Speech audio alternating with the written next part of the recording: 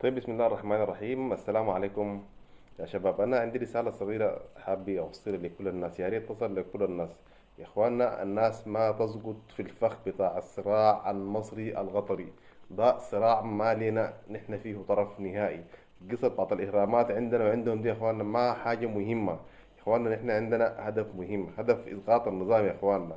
يا فعلا الزول بيفتخر بباهي باللي عنده، لكن احنا ما يعني في المرحلة دي ما عندنا حاجة. عندنا حاجة اسمها إسقاط النظام، لازم يسقطوا النظام بعد ذاك. لكن أرجو من كل الشباب إنه ما ينجرفوا ورا الصراع القطري.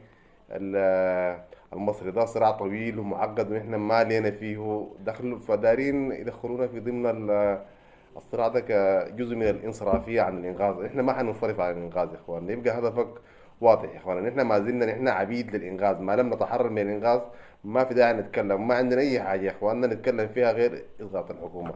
يا ريت الناس تكفي الموال بتاع القصص. عندنا اهرامات وعندنا وعندهم.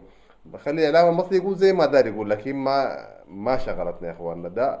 ده اسمه انصرافيه، انصرافيه اكتر من اللازم. شكرا، السلام عليكم.